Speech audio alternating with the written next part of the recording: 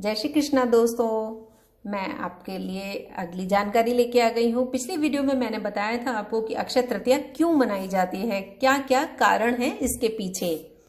और अब हम जानेंगे कि जैनियों में अक्षय तृतीया की क्या मान्यता है। हिंदुओं के साथ साथ जैन समुदाय भी अक्षय तृतीया को मनाते हैं। जैन धर्म में यह दिन उनके प्रथम 24 तीर्थंकर में से एक भगवान ऋषभ देव से जुड़ा है। ऋषभ देव ही बाद में जाकर भगवान आदिनाथ के नाम से प्रसिद्ध हुए। ऋषभ देव जैनी भिक्षु थे। इन्होंने ही जैन धर्म में आहाराचार्य जैन साधुओं तक आहार भोजन यानी भोजन पहुंचाने का तरीका प्रचारित किया था। जैनी भिक्षु कभी खुद के लिए भोजन नहीं पकाते तथा कभी भी किसी से कुछ मांगते नहीं हैं। जो कुछ भी उन्हें लोग प्रेम से दे देते हैं वे उसी को खा लेते हैं। अक्षय तृतीया के पीछे जैन समुदाय में बहुत ही एक रोचक कथा है। ऋषभ देव ने अपना राज्यपाठ अपने 101 पुत्रों के बीच बांटते हुए संसार की जो मोह माया थी उसको त्याग दिया। उन्होंने 6 महीने तक बिना भोजन तथा पानी के तपस्या की और फिर उसके बाद वे भोजन की आवश्यकता में ध्यान से बाहर बैठ गए। उनको भोजन की आवश्यकता थी और ये सोच के वो बाहर बैठ गए। यह जैनी संत आहार की प्रतीक्षा करने लगे। लोगों ने ऋषभ देव को राजा समझकर उन्हें सोना, चांदी, हीरे, जवाहरात, हाथी, घोड़े, कपड़े और कुछ न कुछ दान दिया। उन्होंने सोचा क्योंकि ये राजा है तो उन्होंने उनको बहुत सारा सामान दान दे दिया राजा को खुश करने की नीयत से, और कुछ ने अपनी पुत्री तक दान में दे दी। परंतु ऋषभ देव को यह सब नहीं चाहिए था। वे तो सिर्फ भोजन के एक कौर की चाह में थे। इसलिए ऋषभ देव ने फिर से 1 साल तपस्या के लिए चले गए और उन्हें साल भर तक उपवास रखना पड़ा। फिर 1 साल बाद राजा श्रेयांश हुए, जिन्होंने अपने पूर्व भाव स्मरण यानी पिछले जन्म की जो विचार होते हैं उनकी शक्ति से ऋषभ देव के मन की बात समझी और उनका उपवास तोड़वाकर उन्हें गन्ने का रस पिलाया। यह दिन अक्षय तृतीया का दिन था। उस दिन से आज तक तीर्थंकर ऋषभ देव के उपवास का महत्व समझते हुए जैन समुदाय अक्षय तृतीया के दिन उपवास रखकर गन्ने का रस पीते हैं और उसी से अपने व्रत का पारण करते हैं। चलिए अब सुनेंगे अक्षय तृतीया की कहानी, जिसको सुनने का बहुत महत्व है। अक्षय तृतीया की कथा। अक्षय तृतीया की कथा सुनने तथा विधि से पूजन करने से बहुत लाभ होते हैं। इस कथा का पुराणों में भी महत्व लिखा हुआ है। जो भी इस कथा को सुनता है, विधि से पूजा करता है, दान करता है, उसे सभी प्रकार के सुख, संपत्ति, यश, वैभव की प्राप्ति होती है। इसी धन एवं यश की प्राप्ति के लिए वैश्य समाज में धर्मदास नामक व्यक्ति ने अक्षय तृतीया के महत्व को जाना। बात बहुत पुरानी है। धर्मदास अपने परिवार के साथ एक छोटे से गांव में रहता था। वह बहुत गरीब था और हमेशा अपने परिवार का भरण पोषण करता रहता था और इसी से वो चिंतित रहता था क्योंकि वो बहुत पैसे वाला नहीं था। उसके परिवार में कई सदस्य थे। धर्मदास बहुत ही धार्मिक प्रवृत्ति का था। एक बार उसने अक्षय तृतीया का व्रत रखने का सोचा। अक्षय तृतीया के दिन सुबह जल्दी उठकर उसने गंगा में स्नान किया। फिर विधि विधान पूर्वक भगवान विष्णु की पूजा अर्चना एवं आरती की। इस दिन अपने समय जो सामर्थ्य के अनुसार जल से भरे घड़े, पंखे, जौ, सत्तू, चावल, नमक, गेहूं, दही, सोना, वस्त्र, जो भी उसकी सामर्थ्य थी उसने भगवान विष्णु के चरणों में रख दी और उन सभी चीजों को ब्राह्मणों को अर्पित कर दिया। यह सब दान देकर धर्मदास के परिवार वाले तथा उसकी पत्नी ने उसे रोका और उन्होंने कहा कि अगर धर्मदास इतना सब कुछ दान में दे देगा कि तो उसके परिवार का पालन पोषण कैसे होगा। फिर भी धर्मदास अपने दान और पुण्य कर्म से विचलित नहीं हुए और उन्होंने ब्राह्मणों को कई प्रकार का दान दिया। उससे जीवन में जब भी अक्षय तृतीया का पर्व आया, प्रत्येक बार धर्मदास ने विधि से इस दिन पूजा एवं दान आदि कर्म किए। बुढ़ापे का रोग, परिवार की परेशानी भी उसे उस जो व्रत था उससे विचलित नहीं कर पाए।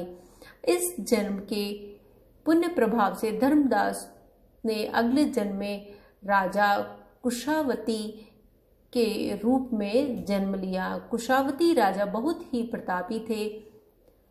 उनके राज्य में सभी प्रकार का सुख, धन, सोना, संपत्ति, हीरे, जवाहरात, किसी भी चीज की कमी नहीं थी। उनके राज्य की जो प्रजा थी बहुत ही सुखी थी।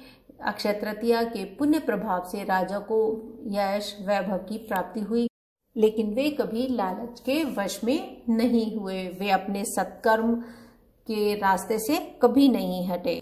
उन्हें अक्षय तृतीया का पुण्य सदा मिलता रहा। जैसे भगवान ने धर्मदास पर अपनी कृपा बनाए रखी, वैसे ही जो भी व्यक्ति इस अक्षय तृतीया की कथा का महत्व सुनता है और विधि विधान से पूजा एवं दान आदि करता है, उसे अक्षय पुण्य एवं यश की प्राप्ति होती है। चलिए अब जानते हैं पूजा की विधि। पूजा में भगवान विष्णु के साथ लक्ष्मी जी की पूजा की जाती है। पूजा में चावल चढ़ाना विशेष लाभकारी होता है।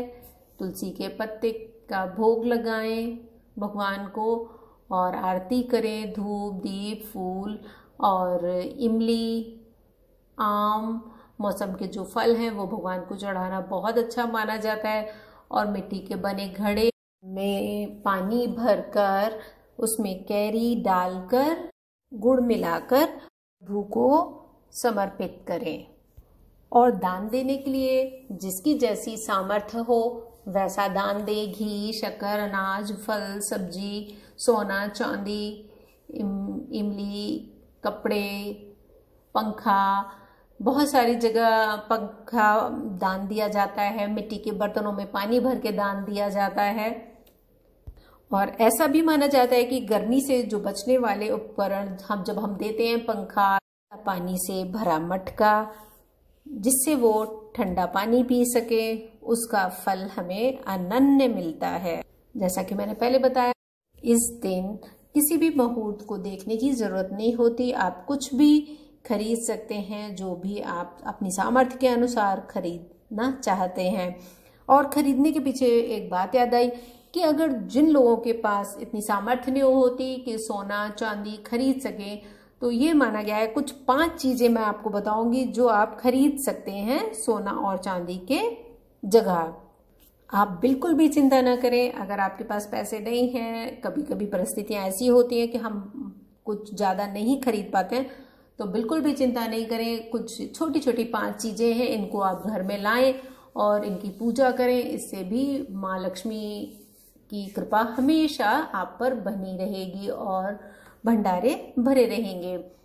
सबसे पहला, इस दिन 11 कौड़ियां खरीदकर उनकी पूजा करें। इससे माँ लक्ष्मी प्रसन्न होकर धन के भंडार भर देंगी और आपके घर में सुख समृद्धि आएगी।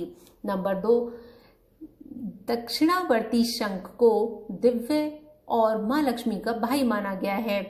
इस शंख की उत्पत्ति समुद्र मंथन से हुई थी। इस दिन दक्षिणावर्ती शंख घर लाकर पूजा करने से माँ लक्ष्मी का वास होता है और इससे उनकी विशेष कृपा प्राप्त होती है। नंबर 3, एकाक्षी नारियल। एकाक्षी नारियल माता लक्ष्मी का ही रूप है। जिनके पास एकाक्षी नारियल होता है उन पर माता की कृपा सदा बनी रहती है। जीवन में कभी भी आर्थिक समस्या नहीं आती।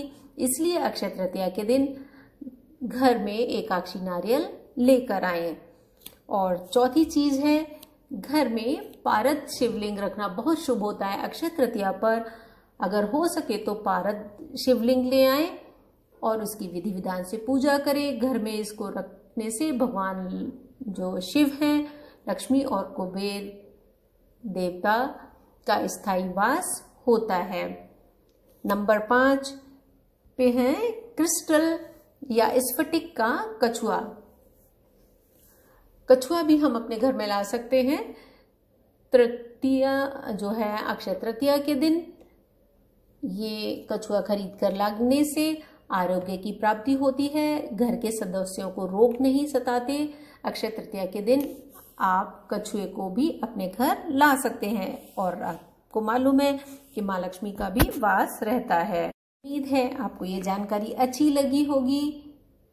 आप सभी ने कुछ लाभ उठाया होगा सुन के, और हो सकता है कुछ लोगों को ये जानकारियां पता भी हो और कुछ लोगों को ना भी हो, लेकिन मैं आप सभी से एक अनुरोध करूंगी, मेरे चैनल को सब्सक्राइब जरूर करें, लाइक करें वीडियो को। अगर पसंद आई हो तो कमेंट करना बिल्कुल ना भूलें। जय श्री कृष्णा, राधे राधे। प्रभु की कृपा सभी पर अनन्य बरसती रहे, हमेशा हमेशा सभी खुश रहें, सभी के घर में सुख हो, समृद्धि हो, शांति हो, सबकी सेहत अच्छी हो, सभी बहुत बहुत खुश रहें। जय श्री कृष्णा, राधे राधे। अक्षय तृतीया की अनन्य शुभकामनाएं सभी। जय श्री कृष्णा दोस्तों।